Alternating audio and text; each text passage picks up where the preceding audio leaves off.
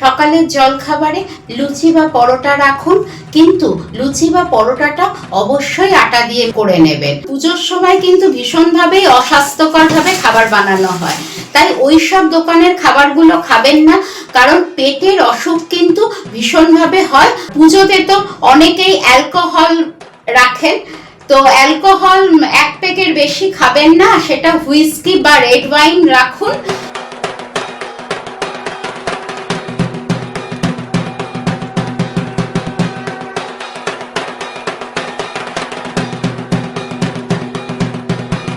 পুজো মানেই দেদার আড্ডা, প্যান্ডেল হপিং এবং জম্পেশ ভুরিভোজ। এই জম্পেশ ভুরিভোজ কীভাবে এবং কোন কোন নিয়ম মেনে করলে ভালো থাকবেন, ওজন বাড়বে না, সেরকমই কিছু টিপস আপনাদের বলবো। প্রথমেই বলি, পুজোর দিনগুলোর পুরো সময়টা বাইরের খাবার রাখবেন না। কোনো একটা সময় বাইরের খাবার খান, বাকি সময়টা ঘরের বাড়িতে খাবার বানিয়ে খান। এবার জলখাবার দিয়ে শুরু করি। সকালের জলখাবারে লুচি বা পরোটা রাখুন, কিন্তু লুচি বা পরোটাটা অবশ্যই আটা দিয়ে করে নেবেন। কোনো ময়দা দিয়ে লুচি বা পরোটা বানিয়ে খাবেন না। আর পরোটা যেটা করবেন সেটা প্লেন পরোটাও রাখতে পারেন, স্টাফড পরোটাও রাখতে পারেন, কিন্তু স্টাফড পরোটা সেটা ফুলকপি, গাজর, বিট এগুলো দিয়ে স্টাফড করে নিতে পারেন, বা ছাতুর পরোটা করে নিতে পারেন। আর লুচি বা পরোটার সঙ্গে অবশ্যই ঘুগনি, ছোলার ডাল এরকম কিছু রাখুন। আর স্যালাড তো রাখতেই হবে, কিন্তু অনেকটা লুচি বা পরোটা খেয়ে ফেলবেন না, একটু মেপে খাবেন। যদি লুচি খান 3টে লুচি ম্যাক্সিমাম, আর যদি পরোটা খান 1টা কি 2টো। যারা লুচি বা পরোটা পছন্দ করছেন না ব্রেকফাস্টে, তারা স্যান্ডউইচ করে খান। যদি আপনি নিরামিষাশী হন, ছানা দিয়ে স্যান্ডউইচ বানিয়ে নিন। আর যদি আমিষ যারা খাচ্ছেন, তারা ডিম বা চিকেন স্যান্ডউইচ করে খান। আর মেয়োনিজ দেবেন না, স্যান্ডউইচের মধ্যে চিজ স্যান্ডউইচ বানিয়ে খাবেন।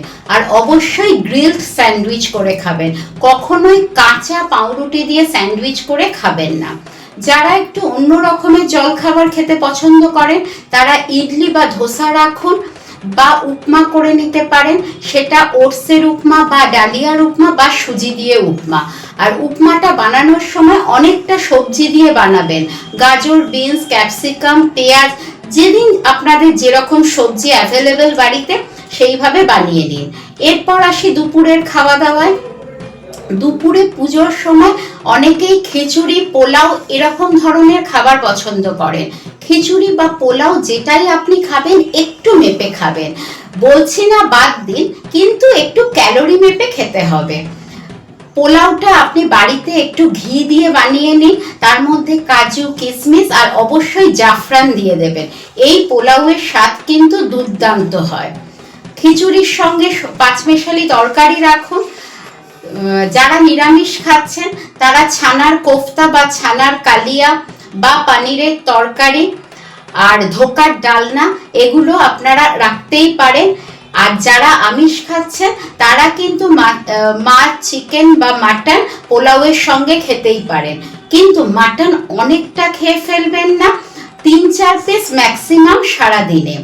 এবার যদি বাইরের থেকে মাছ, চিকেন বা মাটন আনিয়ে খান বা হোটেলে গিয়ে খান, তাহলে কিন্তু রিচ গ্রেভিটা কিন্তু অ্যাভয়েড করতে হবে।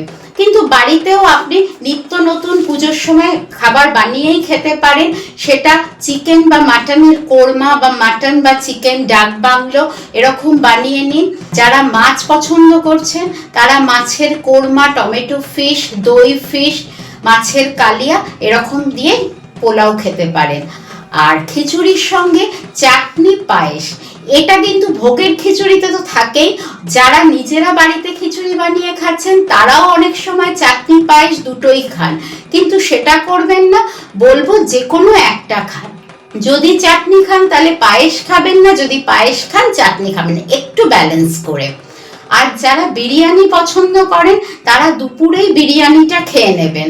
রেস্টুরেন্ট বা হোটেলে একটা প্লেটে যতটা বিরিয়ানি থাকে, পুরোটা একা খেয়ে ফেলবেন না, ওটাই দুজনে ভাগ করে খান।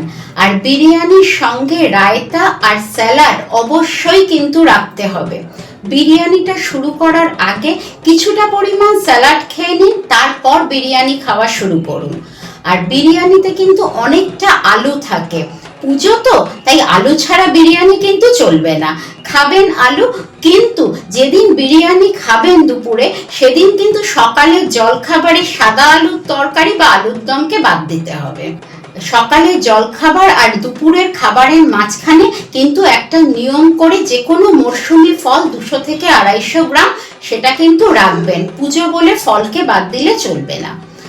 যারা বাইরে ঠাকুর দেখতে বেরোচ্ছেন সেটা দুপুরেও দেখতে পারেন, সকালেও যারা বেরোচ্ছেন বা সন্ধ্যের পরেও বেরোচ্ছেন, সব সময় ঠাকুর দেখতে যাওয়ার সময় 1 লিটার জলে ওআরএস এর যে 21 গ্রামের প্যাকেট আছে সেই একটা প্যাকেট জলের সঙ্গে মিশিয়ে সেই জলটা নিয়ে বেরোবেন। আর একবারে খেয়ে ফেলবেন না, আস্তে আস্তে ওই জলটা খাবেন। আর যারা সকালের দিকে বা দুপুরের দিকে বেরোচ্ছেন তারা ডাবের জলও খেতে পারেন, কিন্তু এখন মার্কেটে প্যাকেজ ডাব ওয়াটার পাওয়া যাচ্ছে, সেগুলো কিন্তু খাবেন না। বা প্রচন্ড গরম, তাই জন্য মনে হচ্ছে একটু কোল্ড ড্রিঙ্কসে মুখ লাগাই, সেটা কিন্তু করলে হবে না। কোল্ড ড্রিঙ্কস বা কোনো সোডা জাতীয় পানীয় এগুলো কিন্তু শরীরকে ভীষণভাবে ডিহাইড্রেটেড করে দেয়। তাই সব সময় হয় ডাবের জল, ওআরএস এর জল, এমনি পানীয় জল বা লস্যি এগুলো রাখুন। এগুলো খেলে আপনার ডিহাইড্রেশন হবে না, শরীরটা হাইড্রেটেড থাকবে। যারা সন্ধ্যের দিকে বেরোচ্ছেন ঠাকুর দেখতে, তারা ঠাকুর দেখতে দেখতেই রোল চাউমিন খেতে পছন্দ করে। পুজোর দিন চলতেই পারে, কিন্তু দেখবেন যাতে যেই দোকান থেকে আপনি রোল বা চাউমিনটা খাচ্ছেন কতটা স্বাস্থ্যকরভাবে বানাচ্ছে, কারণ পুজোর সময় কিন্তু ভীষণভাবেই অস্বাস্থ্যকরভাবে খাবার বানানো হয়। তাই ওই সব দোকানের খাবারগুলো খাবেন না, কারণ পেটের অসুখ কিন্তু ভীষণভাবে হয় আনহাইজেনিক খাবার খেলে। আর রোল চাউমিন যেটাই খাবেন একটু গরম অবস্থাতে খেয়ে নেবেন, আর সসটা অ্যাভয়েড করবেন। এবার ঠাকুর দেখতে দেখতে অনেক সময় একটু রাত হয়ে যায়, তখন কিন্তু রাতের দিকে আর হেভি ডিনার করবেন না, কারণ খুব স্পাইসি খাবার খেলে কিন্তু সেগুলো হজম হবে না। যত রাত বাড়ে আমাদের হজম ক্ষমতা বা মেটাবলিজম কিন্তু আমাদের কমতে থাকে, তাই তখন কিন্তু খাবার অত রিচ খাবার হজম করা যায় না। আর পুজোর সময় যেহেতু একটু অন্যরকম খাওয়া দাওয়া চলতেই থাকে, তাই জন্য কি করবে, ডাক্তারের পরামর্শ মতো একটু হজমের ওষুধ খেয়ে নেবেন। আর রাতের দিকে চেষ্টা করবেন লাইট কিছু খেতে, সেটা স্যুপ হতে পারে বা বেকড কোনো কিছু হতে পারে, বেকড ফিশ বা বেকড চিকেন বা গ্রিলড ফিশ, বা যারা নিরামিষ খাচ্ছেন তারা পনিরের কোরমা বা পনিরের কাবাব রাখতে পারেন। যারা আমিষ খাচ্ছেন তারা চিকেন কাবাব, ফিশ কাবাব খেতেই পারেন, কিন্তু অনেকটা স্যালাড আর রায়তা দিয়ে খেতে হবে বা পুদিনার চাটনি, কোনো সসের সঙ্গে কিন্তু এগুলো খাবেন না। আর পুজো তো তাই মিষ্টিটাকেও বাদ দেওয়া যাবে না। মিষ্টি খান, কিন্তু সেটা সকালের দিকে খেয়ে নেবেন।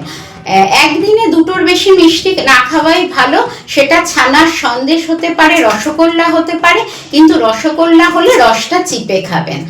আর ভাজা মিষ্টিগুলো একটু এড়িয়ে যাওয়াই ভালো, সেটা ল্যাংচা, পান্তুয়া, বোঁদে, অমৃতি, জিলিপি এই টাইপের মিষ্টিগুলো, কারণ এগুলোতে ময়দা দিয়ে বানায়, তারপর ডালদা বা সাদা তেলে ভেজে অনেকটা চিনির রসের মধ্যে ফেলে।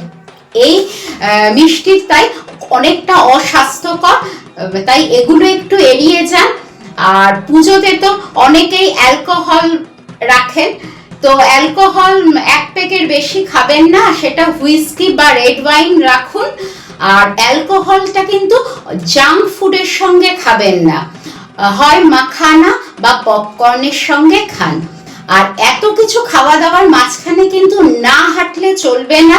যারা ঘরে টিভিতে বা ইউটিউবে বসে ঠাকুর দেখছেন, বেশি ভিড়ে বাইরে যেতে পারছেন না, তারা নিজেদের মতো সময় বার করে 40 থেকে 45 মিনিট নিয়মিত হাঁটুন।